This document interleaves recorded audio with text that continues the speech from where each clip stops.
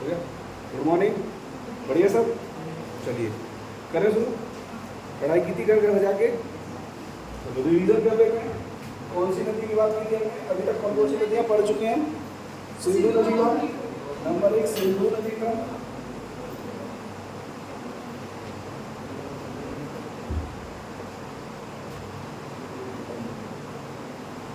Number 2, Ganga नदी तंत्र।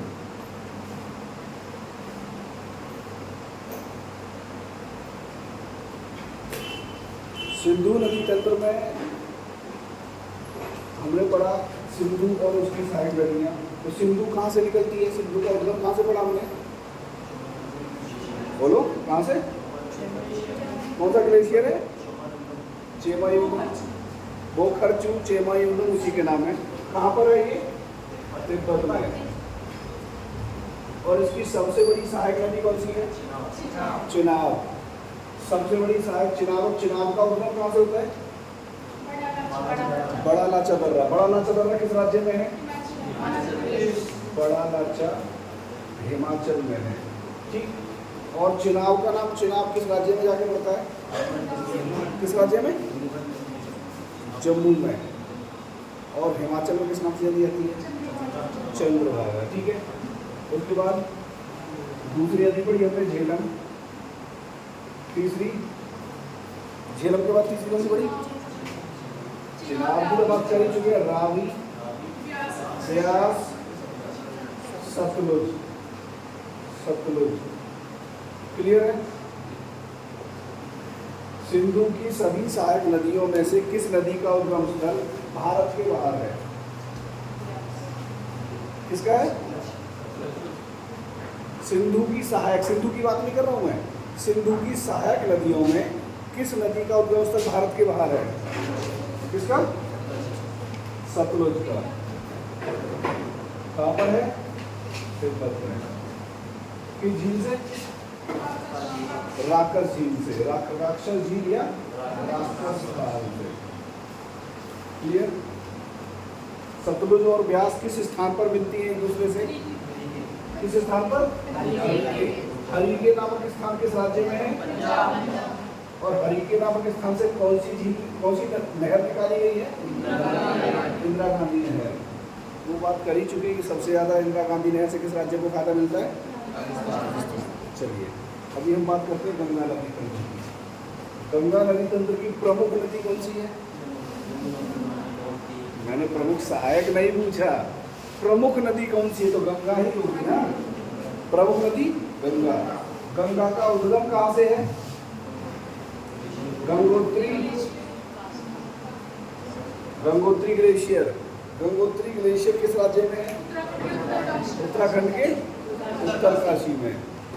और गंगा का नाम गंगा किस स्थान पर पड़ता है? देवप्रयाग। देवप्रयाग पे कौन कौन सी दो नदियां मिलती हैं?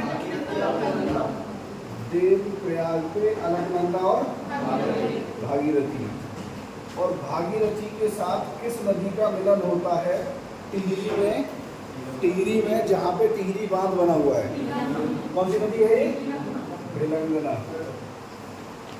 भिलंगना। ठीक है। उसके बाद विष्णु प्रयाग पे कौन कौन सी दो नदियां मिलती हैं? कौन कौन सी? अलकनंदा और धौलीगंगा। अलकनंदा का उद्गम स्थल कहाँ पे है? अलकनंदा का उद्गम स्थल संतोबन हिमानी। हिमानी मतलब ग्लेशियर। ठीक। और नंद प्रयाग पे कौन कौन सी दो नदियां मिलती हैं? नंदाकिनी और, एक चीज तो क्लियर हुई कि जितने भी प्रयाग हैं, एक नदी पांचों प्रयागों में कॉमन है। कौन सी? अलकनंदा। अलकनंदा जो यहाँ संतोपद हिमानी से निकलती है, सारे प्रयागों में कॉमन है। ठीक है। और कर्ण प्रयाग पे कौन सी नदी है अलकनंदा के साथ? पिंडार। पीके ऐसा रहेगा ना, पीके से। उसके बाद रुद्र प्रयाग पे कौन सी नदी है अलकनंदा के साथ? मंदाकिनी। मंदाकिनी कहाँ से आती है? मंदाकिनी का उद्गम कहाँ है? चोराबाड़ी ग्लेशियर। चोराबाड़ी ग्लेशियर किस स्थान पर है? केदारनाथ में। याद रहेगा, चोराबाड़ी ग्लेशियर केदारनाथ में है। ठीक है। और गंगा पहाड़ों से उतर के मैदानी भाग में कहाँ से प्रवेश करती है? कहाँ से? हरिद्वार। याद रहेगा, हरिद्वार से। और गंगा की एक बहुत ही प्रमुख सहायक नदी है यमुना। यमुना कहाँ से निकलती है? यमुनोत्री किस श्रेणी में है? बंदरपूंछ। श्रेणी का नाम बंदरपूंछ। और जिले का नाम उत्तरकाशी। राज्य का नाम याद रहेगा। यमुना गंगा से किस स्थान पर मिलती है? प्रयागराज में। ठीक है। यमुना की वह सहायक नदी जिसकी सहायक क्षिप्रा है चंबल। और क्षिप्रा नदी पर सबसे महत्वपूर्ण नगर बसा हुआ कौन सा है? उज्जैन किसके लिए प्रसिद्ध है? महाकाल के लिए। जाते ना उज्जैन महाकाल के दर्शन के लिए। और उज्जैन में मेला लगता है। कौन सा मेला? कुंभ का मेला। कुंभ का मेला हर 12 साल में एक बार आता है। ठीक है। और बेतवा नदी, एक नदी है बेतवा, किसकी सहायक है? यमुना की। बेतवा नदी के किनारे बसा हुआ 2 महत्वपूर्ण नगर हैं, सांची और झांसी। सांची किसके लिए फेमस है? स्तूप। और झांसी किसके लिए फेमस है? झांसी नहीं है फेमस? फेमस है रानी झांसी के लिए, रानी लक्ष्मीबाई के लिए। ठीक है। झांसी रानी लक्ष्मीबाई के लिए फेमस है। ठीक। इसके बाद गंगा के साथ मिलन हो गया यमुना का, और गंगा चली गई आगे। पश्चिम बंगाल में गंगा 2 धाराओं में बढ़ जाती है। एक जो बंगाल की खाड़ी जा रही है उसका क्या नाम है? हुगली। हुगली की एक और महत्वपूर्ण सहायक नदी है, यहाँ पे आ रही है, कौन सी? दामोदर। अब पश्चिम बंगाल में गंगा की मुख्य जो शाखा है, मुख्य जो धारा है, जो हुगली से अलग है, उसका क्या नाम है? भागीरथी। क्या नाम है? और भागीरथी जब पश्चिम बंगाल में बांग्लादेश में पहुंचती है तो वहाँ उसका क्या नाम है? पद्मा। यहाँ तक की बात की है, पद्मा तक। अब हम एक और नदी के बारे में बात करने वाले हैं, वो यहाँ से इधर से आके यहाँ मिलेगी। इसमें इधर से आके यहाँ मिलेगी। तो अगली हेडिंग आप लिख लेंगे, ब्रह्मपुत्र नदी तंत्र। क्या है? ब्रह्मपुत्र नदी तंत्र।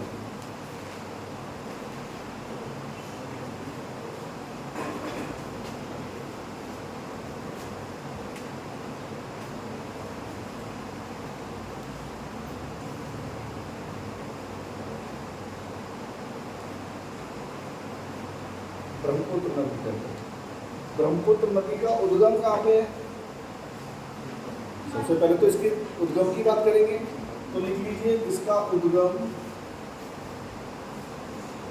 स्थल तिब्बत में मानसरोवर झील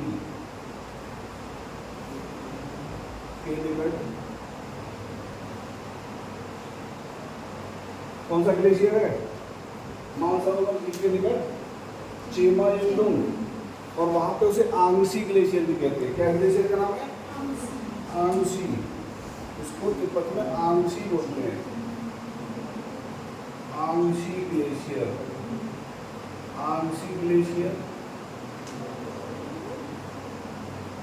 इसी का दूसरा नाम है चेमायुंडुंग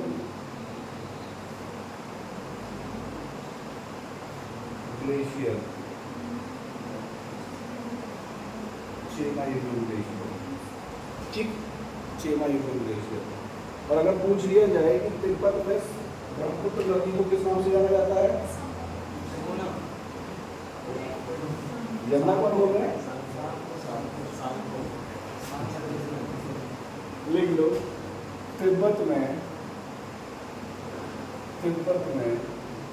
ब्रह्मपुत्र को, तिब्बत में ब्रह्मपुत्र को सांगपू कोमा ऑब्लिक करके लिख लिया, सांपू ऑब्लिक, सांगपो कहेंगे या सांपू कहेंगे या फिर कहेंगे यार्लुंग जंगबो, यार्लुंग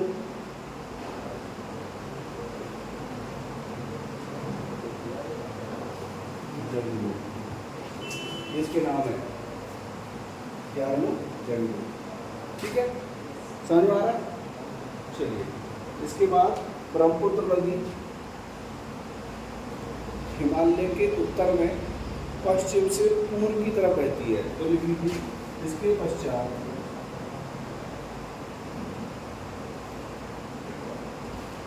ब्रह्मपुत्र हिमालय के उत्तर में, हिमालय के उत्तर में पश्चिम से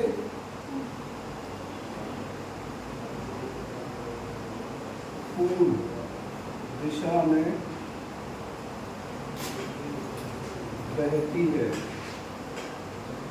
पश्चिम से पूर्व दिशा में बहती है, लगातार बह रही है हिमालय के उत्तर में। ठीक है, चलो इसके बाद अगर सवाल पूछ ले कि जो ब्रह्मपुत्र नदी है, ब्रह्मपुत्र नदी का बेसिन कितने देशों में फैला है?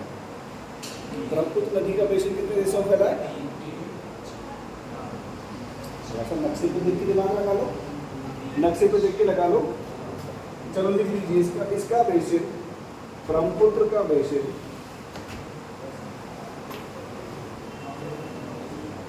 ब्रह्मपुत्र का बेसिन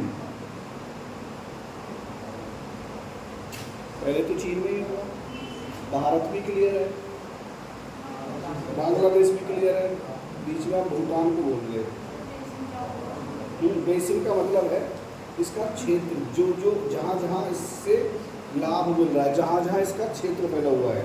ठीक है, तो बेसिन नंबर 1 चीन, चीन में ब्रैकेट में आप लिख लेंगे तिब्बत।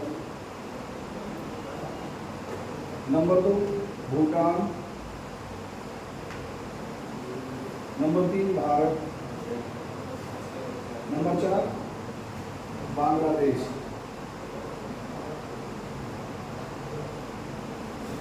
नंबर 4 बांग्लादेश। तो 4 देशों में इसका बेसिन है। 4 देश कहीं ना कहीं इनडायरेक्टली डायरेक्टली इससे लाभान्वित होते हैं। ठीक है, इतना हो गया। और अगर पूछ ले भारत में कितने राज्यों में इसका बेसिन फैला हुआ है, इसका बेसिन भारत में कितने राज्यों में लिख लो। ब्रह्मपुत्र नदी का बेसिन भारत में, ब्रह्मपुत्र नदी का बेसिन भारत में, ब्रह्मपुत्र नदी का बेसिन भारत में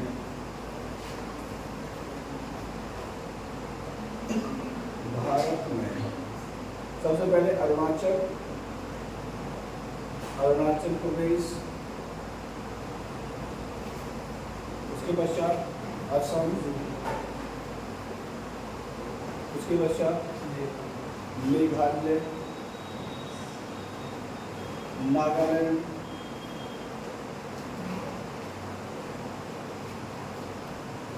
मेघालय नागालैंड लिखा, मेघालय नागालैंड, सिक्किम,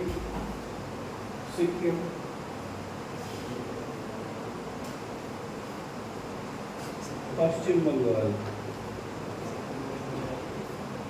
इतने राज्यों में फैला है। भारत के इतने राज्य क्या हो रहा है? सिक्किम में कैसे लिए? सिक्किम से नदी नहीं आ रही तीस्ता, तो फिर इसका बेसिन, उसके बेसिन में काउंट होगा। ऑब्वियसली भाई, क्यों नहीं काउंट होगा? उसी के बेसिन में तो आएगा। बेसिन की बात कर रहे हैं हम नदी की बात नहीं कर रहे हैं, हम उसके क्षेत्र की बात कर रहे हैं। ठीक है, मुझे पता था ही सवाल आएगा। सिक्किम कैसे? सिक्किम भाई वहाँ से तीस्ता आके से मिल रही है, तो उसका क्षेत्र वहाँ तक है। ठीक है, तुम्हारा सवाल जायज़ था। अब तुमने नक्शा देखा है तो इसलिए सवाल भी तुमने सही किया है। अगर नक्शा नहीं देखा होता तो कैसे अंदाजा होता सिक्किम जा ही नहीं रही है? ठीक है, जाने को तो नागालैंड भी नहीं जा रही, फिर भी है ना। चलो इसके बाद देखो नेक्स्ट, भारत में गंगा नदी से मिलने वाली नदियों में, भारत में गंगा से मिलने वाली नदियों में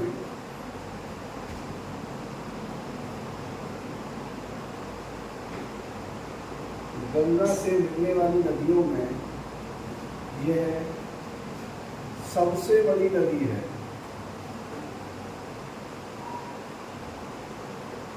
गंगा से मिलने वाली नदियों में यह सबसे बड़ी नदी है।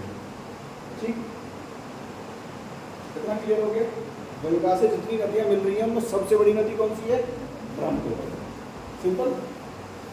अब ये लंबी है गंगा से भी ज़्यादा है, पर भारत में इसका क्षेत्र बहुत छोटा है, बहुत लंबी दूरी तय कर रही है तिब्बत में, उसके बाद बहुत लंबी दूरी तय कर रही है बांग्लादेश में, तो ये भारत में छोटे ही क्षेत्र में रहती है। ठीक है, इसके बाद लिखो अब भारत में प्रवेश कहाँ से करती है?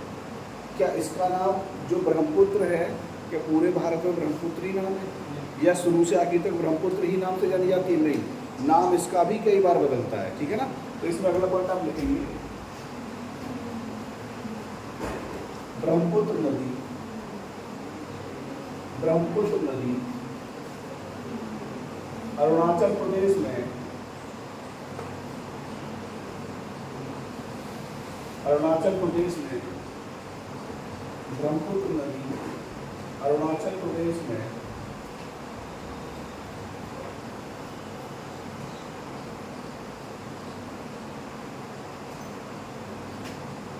अरुणाचल प्रदेश में हिमालय को काटकर, हिमालय को काटकर एक गहरा गाज, गहरा गाज, यहाँ गाज का मतलब गड्ढा भी है, गाज मतलब गर्त, गड्ढा। जब नदी ने पहाड़ को काटा तो पहाड़ किनारों से उठता चला गया, ऐसे यहाँ से नहीं उठा, तो ये बहुत नदी यहाँ बह रही है तो ये बहुत गहरा गड्ढा है। तो ऐसी ही स्थिति नदी ने बनाई, और कहाँ बनाई? अरुणाचल में। किसे काटा? हिमालय को। तो हिमालय को काटकर एक गहरा गाज बनाकर, गहरा गाज बनाकर भारत में प्रवेश किया, गहरा गाज बनाकर भारत में प्रवेश करती है। तो भारत में प्रवेश कर रही है किस राज्य से? अरुणाचल से। गाज बना रही है, तो गाज का नाम अगर पूछ ले तो क्या कहा जाएगा? लिख लो, इस गाज का नाम, इस गाज का नाम क्या नाम है? दिहांग गाज, दिहांग गाज। इस गाज का नाम है दिहांग गाज। अब दिहांग गाज क्यों है? नदी तो ब्रह्मपुत्र है, तो ये ब्रह्मपुत्र गाज क्यों नहीं है? क्योंकि अभी इसका नाम ब्रह्मपुत्र नहीं था, अभी इसका नाम सांगपो, सापू, ये सब था। सांगपो का मतलब होता है पवित्र नदी। तिब्बत में कहते हैं कि ये बहुत पवित्र नदी है सांगपो। कुछ लोगों ने एक और भी नाम निकाला कि सांगपो इसलिए क्योंकि इसमें सांप मिलते हैं, ऐसा भी कहा कुछ लोगों ने। बाकी मेन है इसका कि ये पवित्र है, वो लोग इसे पवित्र मानते हैं, इसलिए इसका नाम है सांगपो। अब ये सांगपो के नाम से भारत में आई, भारत में तो सांगपो नहीं कहेंगे इसे, कुछ और कहेंगे। तो लिख लीजिए अरुणाचल प्रदेश में, अरुणाचल प्रदेश में, अरुणाचल प्रदेश में ब्रह्मपुत्र को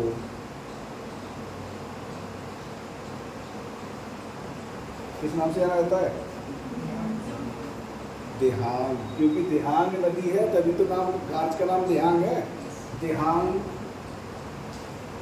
दिवांग नहीं है, कंफ्यूजन मत रखना। दिवांग इसकी सहायक है, दिवांग इसकी सहायक है। दिहांग ऑब्लिक एक नाम और है, एक चीज़ मैं बता दूँ, प्रोनाउंसिएशन की चलते कुछ चीज़ें थोड़ा इधर उधर हो जाती हैं। तो दिहांग भी इसी का नाम है और सियांग, सियांग भी इसी का नाम है, याद रहेगा, दिहांग या सियांग।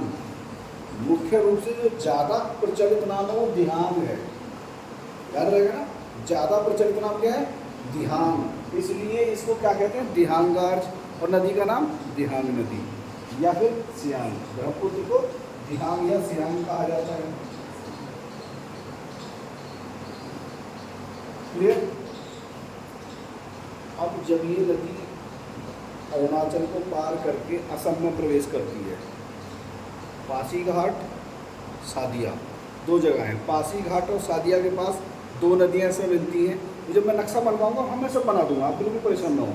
पासीघाट के निकट, पासीघाट और सादिया के पास दो नदियां मिलती हैं, लोहित और दिबांग। दिबांग नाम बताया ना मैंने, ये दिहांग और वो है दिबांग। तो दिबांग और लोहित मिलती हैं, वहाँ से ये असम में प्रवेश करती है, और असम में प्रवेश करने के बाद इसका नाम क्या पड़ता है, ब्रह्मपुत्र। इसका नाम असम में ब्रह्मपुत्र है, और असम के बाद ये किसी और राज्य में नहीं जाती, सीधा कहाँ जाती है, इसका मतलब इसका नाम ब्रह्मपुत्र सिर्फ एक राज्य में है, या एक जगह है, कौन सी, असम की घाटी, याद रहेगा। चलो देखो, इसके पश्चात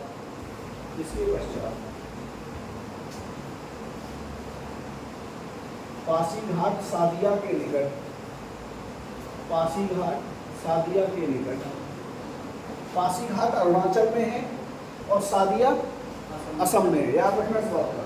पासीघाट सादिया के निकट, पासीघाट सादिया या सदिया, एक ही बात है, सादिया या सदिया, ठीक है, सादिया या सदिया एक ही बात है, ये अरुणाचल और ये असम, ठीक है। पासीघाट सादिया के निकट कौन कौन सी दो नदियां मिलती हैं, लोहित और दिबांग के निकट, लोहित एवं दिबांग, दिहांग नहीं है, ध्यान रखना, दिहांग तो खुद है, दिबांग।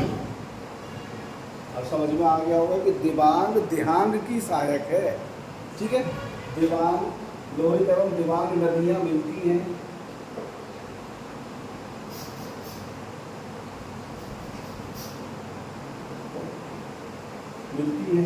जिसके पश्चात इसका नाम,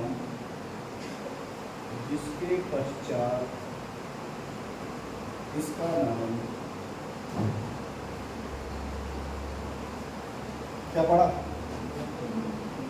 ब्रह्मपुत्र। क्या नाम पड़ा, ब्रह्मपुत्र। इसके पश्चात इसका नाम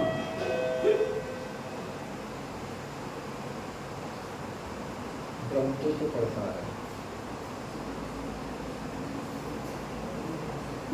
याद रखना इस बात का। इसका नाम क्या पड़ा, ब्रह्मपुत्र। अब अगर सवाल आ जाए कि ब्रह्मपुत्र नाम खास तौर से है कहाँ, तो इसे भी साथ में यहाँ लिख लीजिए। असम की घाटी में, असम को असम हो गया, असम की घाटी में इसका नाम ब्रह्मपुत्र है। असम की घाटी में इसका नाम क्या है, ब्रह्मपुत्र, ठीक। असम की घाटी में इसका नाम ब्रह्मपुत्र है, ठीक। यहाँ और बहुत सारी नदियाँ मिल रही हैं, वो जब मैं नक्शा बनवाऊंगा तब सब लिखूंगा। इसके पश्चात नदी कहाँ जा रही है, ये शिलोंग के पास से ये यू टर्न मारेगी। अभी तक कैसे बह रही थी, ऐसे नीचे को टर्न मारेगी दक्षिण की तरफ और प्रवेश करेगी बांग्लादेश में। तो इसके पश्चात ब्रह्मपुत्र नदी, शिलोंग की पहाड़ी के निकट, शिलोंग की पहाड़ी के निकट, शिलोंग की पहाड़ी के निकट,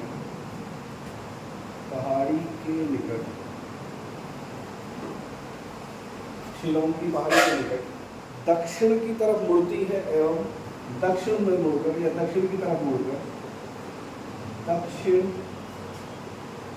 की तरफ मुड़कर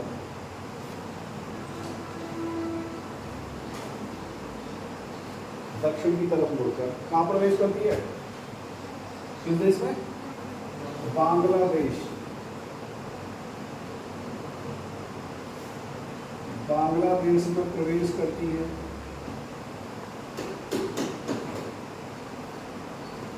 बांग्लादेश में प्रवेश करती है। तो बांग्लादेश में किस नाम से जानी जाती है? बांग्लादेश में प्रवेश करती है और जमुना के नाम से जानी जाती है। बांग्लादेश में प्रवेश करती है और जमुना के नाम से जानी जाती है। ठीक है, जमुना के नाम से जानी जाती है। जमुना के नाम से जानी जाती है। ठीक,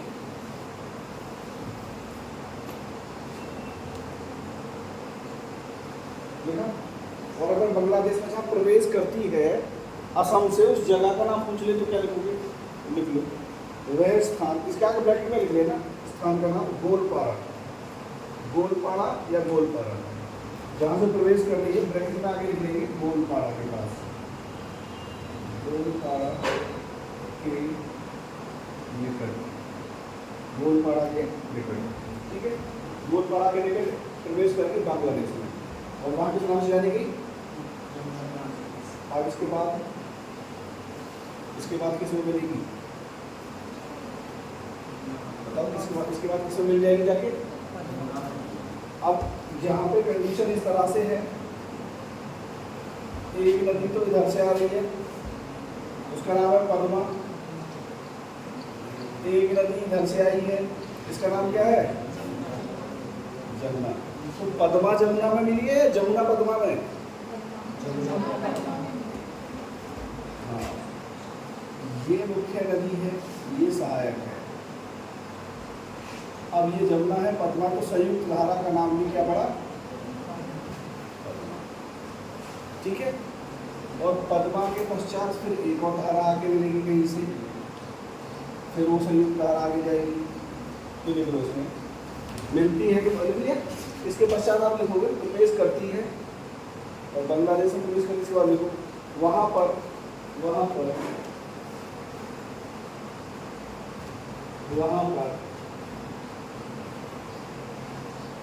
पद्मा नदी से मिलती है। पद्मा नदी से मिलती है, वहां पर पद्मा नदी से मिलती है।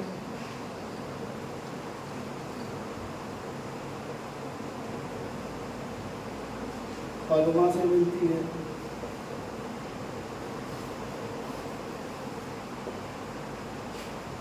और जो संयुक्त धारा है वो किस नाम से आगे बढ़ेगी? वो पद्मा के नाम से मिलती है। ठीक है, पद्मा से मिलती है तथा संयुक्त धारा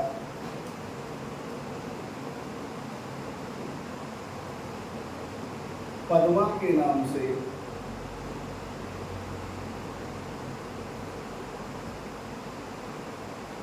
आगे बढ़ती है।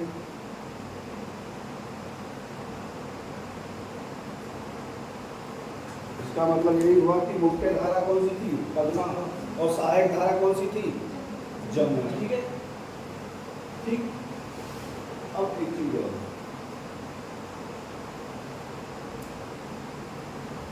ये आगे बढ़ रही, एक नदी और यहाँ आगे मिलेगी, तो अगला पॉइंट लिखो। इसके पश्चात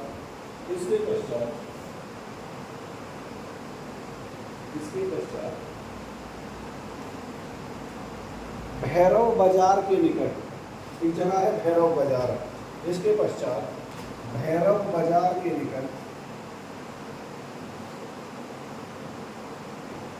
अच्छा, ये जो भैरव बाजार की बात कर रही है कहाँ पर है जगह? भारत में या बांग्लादेश में? क्योंकि पद्मा नाम बांग्लादेश में ही है, तो आगे ब्रैकेट में आप लिखना चाहो तो लिख सकते हो बांग्लादेश।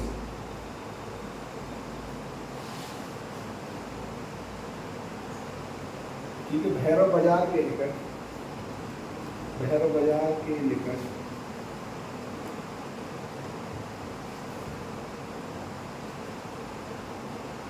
पद्मा मेघना में मिलती है। पद्मा किससे मिल रही है? मेघना से मिलती है, मेघना मेघना से मिलती है और संयुक्त धारा, संयुक्त धारा, संयुक्त धारा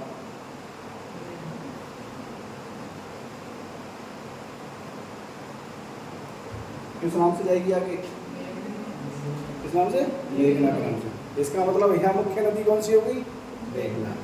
संयुक्त धारा मेघना के नाम से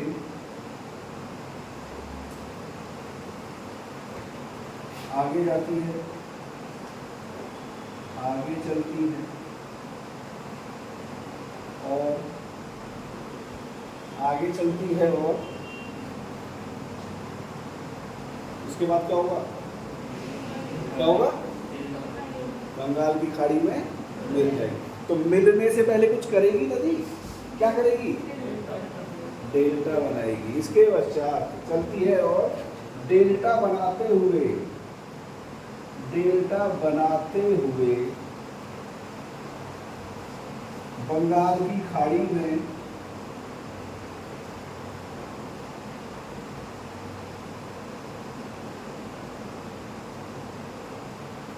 गिर जाती है।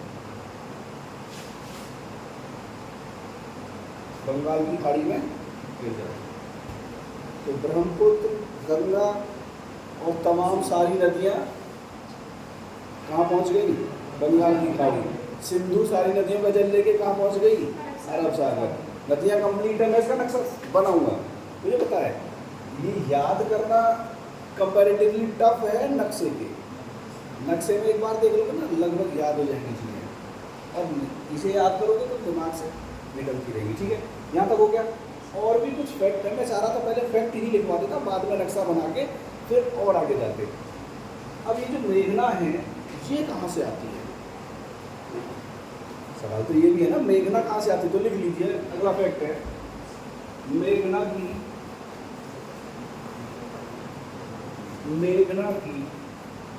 मुख्य धारा,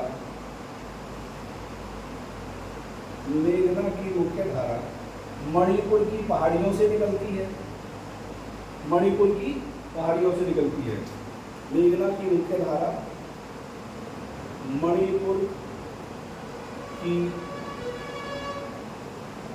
पहाड़ियों से निकलती है।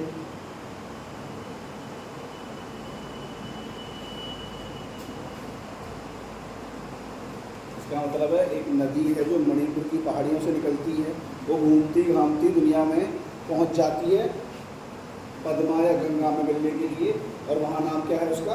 मेघना। तो जब मणिपुर से पहाड़ी से निकली वहाँ क्या नाम था? तो लिख लो मणिपुर की पहाड़ियों से निकलती है, जहाँ इसे या इसका नाम क्या है? जहाँ इसका नाम बराक नदी है।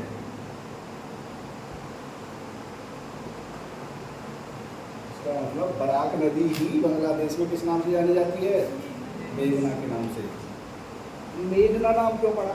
कल बता चुका हूँ मैं क्यों पड़ा नाम। ये पहाड़ी क्षेत्र में रह रही है, बहुत तीव्र आवाज करती है, तेज आवाज, मेघों की तरह से मेघ गरज रहे हैं, तो इसलिए इसका नाम पड़ गया मेघना। अब मेघना नदी डेल्टा बनाती हुई कहाँ मिल गई? बंगाल की खाड़ी में। इधर से हुगली डेल्टा बनाती हुई कहाँ मिल गई? अब ये जो पूरा डेल्टा है इसे हम किस नाम से जानते हैं?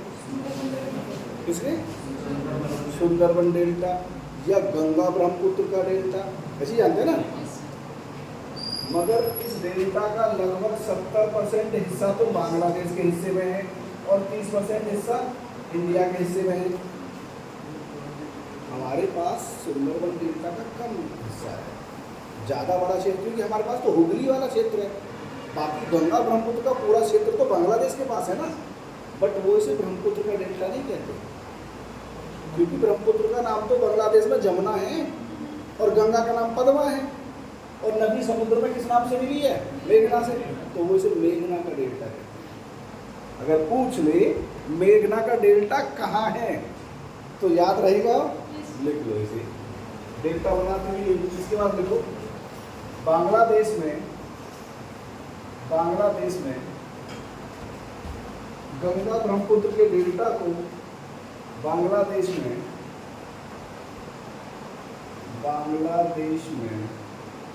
गंगा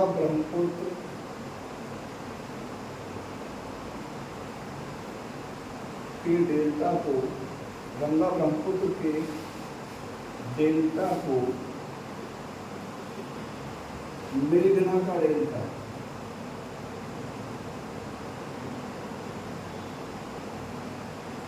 कहा जाता है।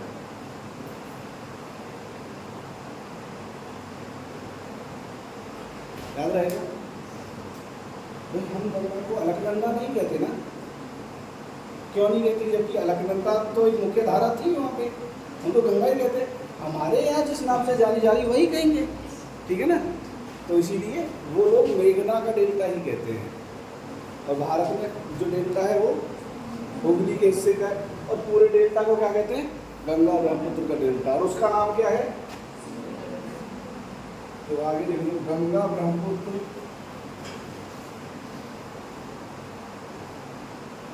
के डेल्टा का अन्य नाम सुंदरवन डेल्टा है। सुंदरवन डेल्टा। और सवाल ये आता, सुंदरवन नाम क्यों है इसका? आया दिमाग में सवाल? नहीं आया?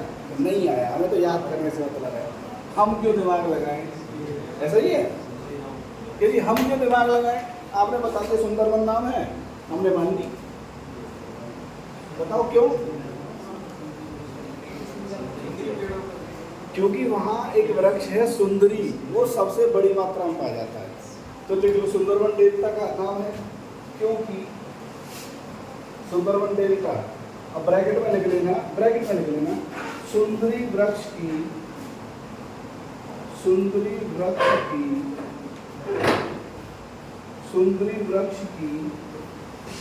बहुलता के कारण, सुंदरी वृक्ष की बहुलता के कारण। इसका मतलब क्या हुआ कि सुंदरी वृक्ष बहुत ज्यादा है, इसलिए वहां बने हुए डेल्टा का नाम क्या रख दिया? सुंदरवन। याद रहेगा? इतना क्लियर है? चलिए इसके नक्शे की बात कर लेते हैं। एक नक्शा बना लेते हैं सिंपल सा, जिससे कि याद रहे कि भाई कैसे नदी निकल के आई, कहाँ से क्या हुआ।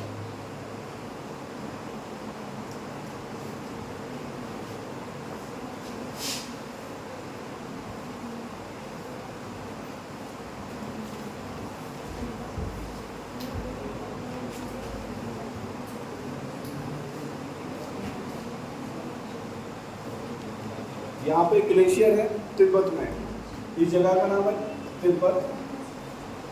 कौन सा ग्लेशियर है? चेमा युंगडोंग। दूसरा नाम क्या था? Angsi. Chema युंगडोंग oblique Angsi glacier. Angsi glacier. Glacier को हिंदी में बोलते हैं हेमनद, ठीक है। अब यहां से एक नदी निकलती है, ऐसे बह रही है वो, पश्चिम से पूर्व दिशा में बह रही है। ध्यान रखना, डायरेक्शन पश्चिम से पूर्व है। इस नदी का नाम यहाँ पे क्या है? सांगपो या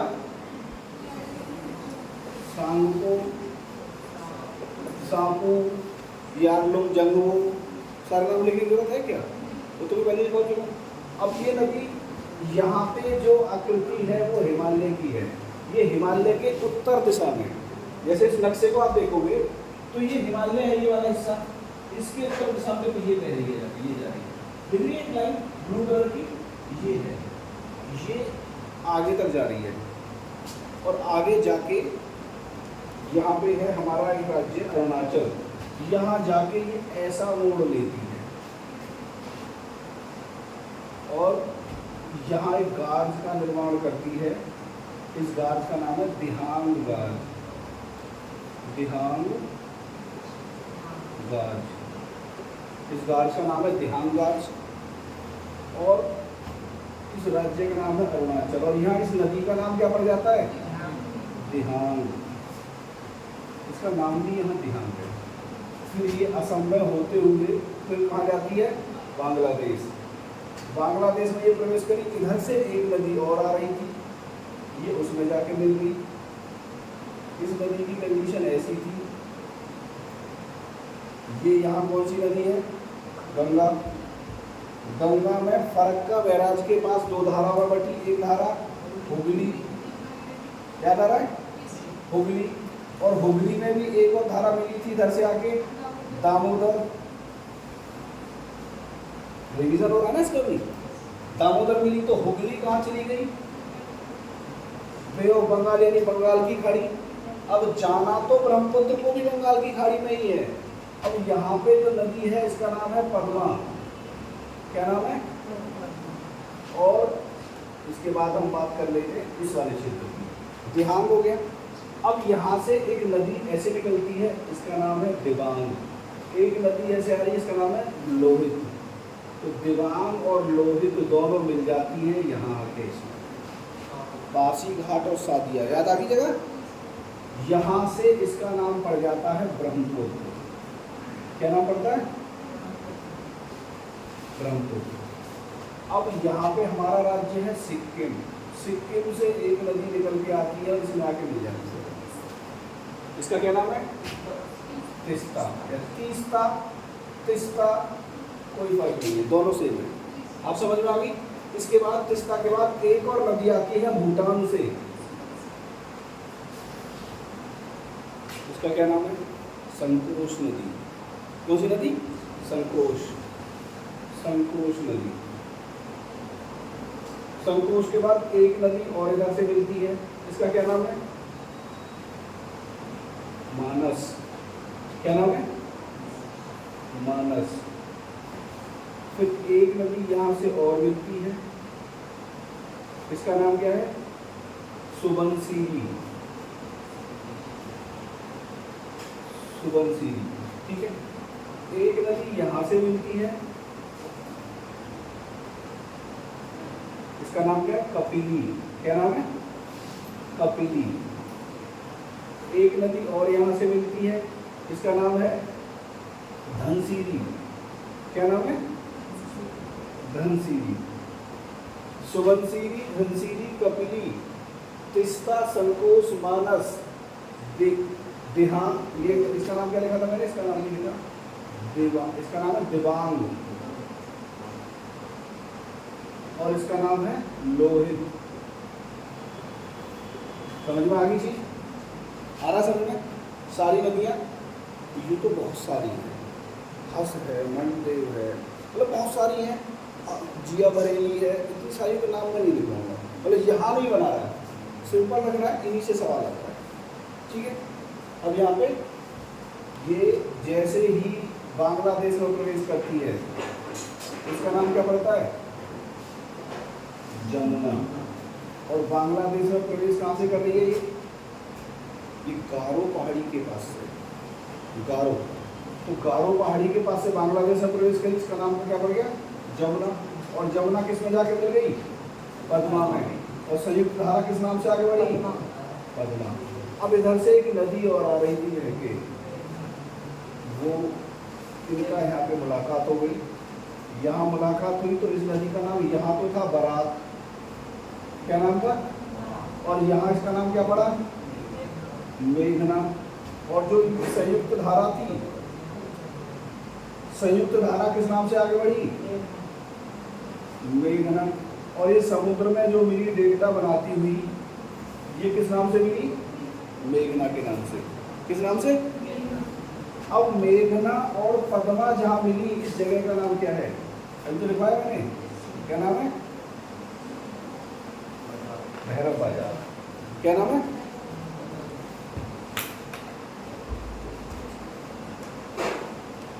भैरव बाजार। यहाँ तक समझ में आया या नहीं आया? किसी को कोई डाउट हो तो मुझे बताइए। क्लियर है यहाँ तक?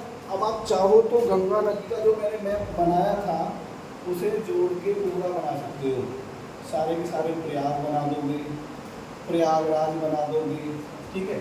यमुना की सहायक नदियाँ, गंगा की सहायक, ये सब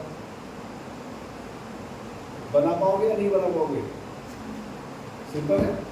यहाँ पे फिर विंध्याचल भी बना दोगे। विंध्याचल के दक्षिण में एक नदी बहती हुई, कल मैंने बताई थी कौन सी, नर्मदा ही बना दोगे। तो अब छोटे छोटे टुकड़ों में जब नक्शा बना, उसके बाद चाहो तो बड़े पेज पे एक कर सकते हो। किसी को दिक्कत है? अगर समझ नहीं आ रहा तो पूछ लो, फिर आगे चलते हैं। हो गया? हिमालय की नदियाँ मेरे हिसाब से कंप्लीट हो चुकी है। इसके बाद हम बात करेंगे किसकी? प्रायद्वीप की नदियों की। इसके बाद प्रायद्वीप की नदियाँ। आप हेडिंग डाल लीजिए, प्रायद्वीप की नदियाँ।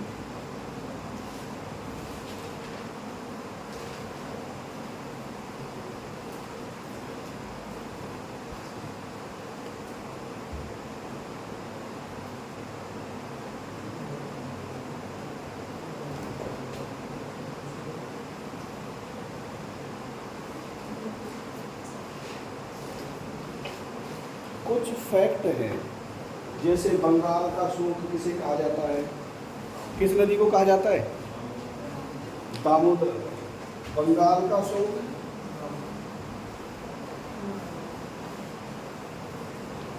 बंगाल का आतंक, बंगाल का आतंक, ये तो नया मिल गया होगा सवाल। आतंक क्या है? बिहार का शोक,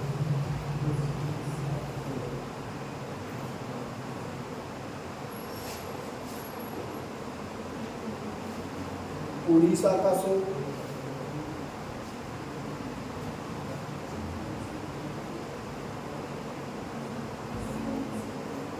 विश्व की सबसे विश्वासघाती नदी, विश्व की सबसे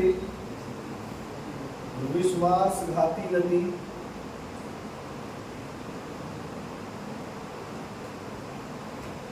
छोटे छोटे फैक्ट आ रहे हैं निकल के। बंगाल का शोक किस नदी को कहा जाता है? किसे? किसको? हाँ जोर से बोलो ना। दामोदर को। इसके बाद बंगाल का आतंक, ये समझ लिया यार, ऐसा ही है। हाँ बताओ, दामोदर ही होगी? ऐसा कैसे संभव है? फिर मैं ऑब्लिक करके नहीं लिखता, फिर तो मैं ऑब्लिक करके लिख देता शोक ऑब्लिक आतंक। आतंक का मतलब है बहुत परेशान हो गए उससे।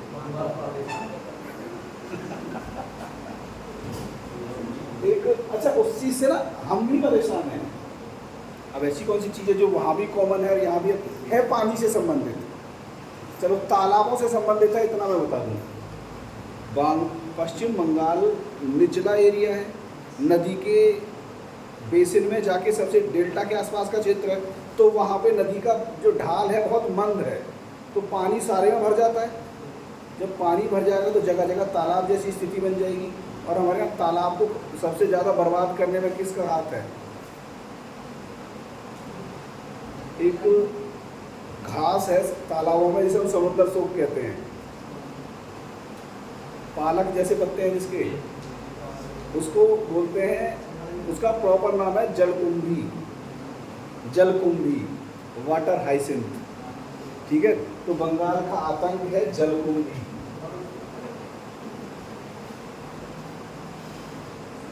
याद रहेगा। और बिहार का शोक कौन सी नदी? उड़ीसा का शोक महानदी। हाँ ठीक है, याद है तुम्हें। और विश्व की सबसे विश्वासघाती नदी, ये तो बताई दो। देखो याद करने का सिंपल तरीका, तुम खुद भी याद कर सकते हो। अभी तक हमने जितनी नदियां पढ़ी हैं उनमें सहायक तो सारी पढ़ी है, एक ऐसी भी पढ़ी है जो धोखा दे के चली गई। कौन सी? गंगा को किस नदी ने धोखा दिया है? हुगली ने। तो विश्वासघाती सबसे ज्यादा कौन सी नदी है? हुगली। कौन सी नदी? हुगली नदी।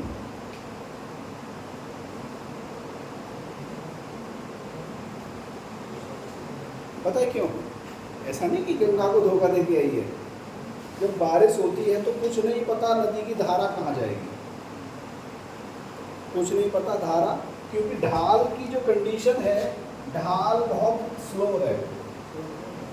मैदान का ढाल, एक तो ढाल है ये तो पहाड़ वाला ढाल है, एक ढाल है ये और एक ढाल है ये। तो ज़्यादा बाढ़ की कंडीशन इसमें बनेगी या इन दोनों में से किसी एक में? भाई यहाँ से तो पानी बह के चला गया, यहाँ से बह के यहाँ आ गया और यहाँ का पानी जाएगा कहाँ? यही फैलेगा ना चारों तरफ। तो वहाँ पे ढाल बहुत कम है। पता नहीं चलता जब इंदिरा गांधी और Sam Manekshaw, field marshal Sam Manekshaw की बात हो रही थी, उन्होंने कहा था कि आप सेना की कार्रवाई क्यों नहीं करते? तो उन्होंने कहा मैडम बरसात का समय आने वाला है और अगर हमने सेना भेज दी ना तो ये ही नहीं पता चलेगा कि कहाँ तो सड़क है और कहाँ खाई है, सारे में पानी पानी होगा वहाँ। इसलिए आप बरसात को हटने, बरसात उतरने का समय दीजिए, उसके बाद वो कार्रवाई बाद में होती है जाके, ठीक है। तो सबसे ज़्यादा विश्वासघाती नदी, पता नहीं चलता कहाँ फैल रहा पहले। इतना समझ में आ गया? चलिए अब हेडिंग डाल लीजिए प्रायद्वीपीय भारत की नदियाँ। प्रायद्वीपीय भारत की नदियाँ,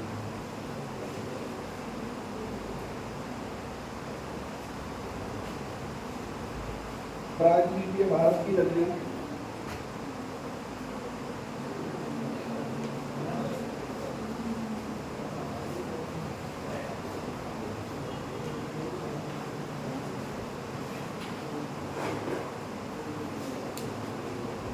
क्या पहले तो मुझे बताओ कि प्रायद्वीप क्या है, किसे नहीं पता? प्रायद्वीप किसे कहते हैं, किसे नहीं पता? सबको पता है प्रायद्वीप किसे कहते हैं? आया ना, पता है किसे कहते हैं? बताओ।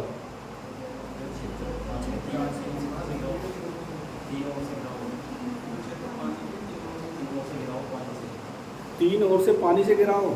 और आप क्या बता रही थी? यही बता रहे थे, ऐसा हिस्सा जमीन का जो तीन दिशाओं से पानी से घिरा हो। तो भारत का जो प्रायद्वीप है वो ये है, ठीक है। यहाँ पे क्या है, एक दिशा है पानी की, ये दूसरी ये और तीसरी, तो तीन दिशाओं से पानी से घिरा हुआ क्षेत्र है। अब इस क्षेत्र में जो भी नदियों का सिस्टम है उसको हमने क्या बोला है? प्रायद्वीपीय भारत की नदियाँ, ठीक है। अब प्रायद्वीपीय भारत की नदियों को दो भागों में बांटा गया है। कैसे? एक तो नदियाँ कहाँ गिर रही हैं? आगे बंगाल की खाड़ी में। आप देखो पश्चिमी घाट से निकलती तो है, बह के कहाँ जाती है? बंगाल की खाड़ी। एक यहाँ से निकलती है, इधर को कहाँ गिरती है? अरब सागर में। तो इनका जो वर्गीकरण है दो भागों में, बंगाल की खाड़ी में गिरने वाली और अरब सागर में गिरने वाली। याद रहेगा? चलिए तो लिख लीजिए।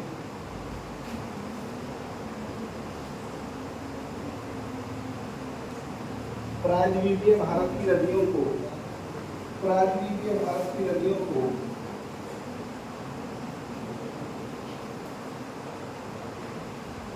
दो भागों में बांटा गया है। प्रायद्वीपीय भारत की नदियों को दो भागों में बांटा गया है।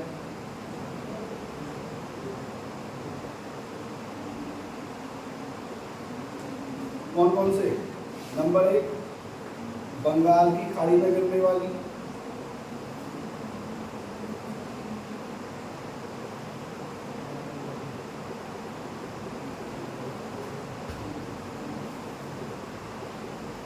नंबर दो, अरब सागर में गिरने वाली, अरब सागर में गिरने वाली। समझ में आ रहा है? जो नदियाँ बंगाल की खाड़ी में गिर रही है और दूसरा जो नदियाँ अरब सागर में गिर रही है। अब इनकी विशेषताओं की बात कर लेते हैं पहले थोड़ी सी, ठीक है। इनकी विशेषताओं की अगर मैं बात करूँ तो अगर पूछ लिया जाए भारत में ये प्रायद्वीप वाला हिस्सा ज़्यादा पुराना है या ये हिमालय के दक्षिण में बना हुआ मैदान वाला हिस्सा ज़्यादा पुराना है? ये मैदान है, यहाँ पे ये मैदान है। तो पुराना हिस्सा कौन सा है इनमें? प्रायद्वीप। कैसे प्रूव करोगे अपनी बात को कि भाई बताओ कैसे? तो कैसे बताओगे? बताना तो पड़ेगा, सिंपल। मैं फिर कह रहा हूँ सबको पता है, तुम्हें पता है, सिर्फ जवाब नहीं आ रहा है। हमको पता है कि भाई भारत इस प्लेट के उत्तर दिशा में खिसकने से, भारत वाली जो प्लेट है इसके उत्तर दिशा में खिसकने से और तिब्बत वाली प्लेट से टकराने के कारण किसका निर्माण हुआ? हिमालय का। इसका मतलब हिमालय बना किसके बाद? प्रायद्वीप के बाद। और प्रायद्वीप के और हिमालय के बाद बना इस जगह में क्या? मैदान। तो हिमालय की नदियाँ पुरानी होंगी या प्रायद्वीप की? क्योंकि प्रायद्वीप हिमालय की उत्पत्ति से पहले से था। तो ये जो नदियाँ हैं ये बहुत लंबे समय से बह रही है, बहुत पुरानी है। इसका मतलब ये नदियाँ जो हैं इनकी घाटी भी पुरानी है, और अगर घाटी पुरानी है तो ऑब्वियस सी बात है कि लंबे समय से बहने के कारण अवसाद ज़्यादा जमा हुए हैं, तो घाटी कम गहरी है, घाटी कम गहरी है। तो घाटी पुरानी है, कम गहरी है, कम गहरी का मतलब होता उथली है। अब ये नदियों की एक विशेषता तो ये है। दूसरा, ये नदियाँ बूढ़ी हो चुकी हैं। कौन सी अवस्था को पा चुकी हैं? प्रौढ़ अवस्था को। प्रौढ़ मतलब एक एज के बाद ये जवान नहीं है। इनका ढाल, नदी का प्रौढ़ या युवा होना उसके ढाल पे निर्भर करता है। अगर ढाल ऐसा है इसका मतलब नदी अभी यंग है, अगर ढाल ऐसा हो गया है तो नदी अभी प्रौढ़ अवस्था में आ गई है। ये जैसे जैसे घाटी भरती जाएगी ये भी ढाल ऐसा ही होता जाएगा। ठीक है। और बहुत सारी विशेषताएं, बाकी के बारे में कल बात होगी। प्रायद्वीपीय नदियाँ कोशिश करेंगे कल ख़त्म करने की। ठीक है। किसी को कोई दिक्कत हो तो पूछ ले। चलिए फिर कल मुलाकात होती है। ठीक।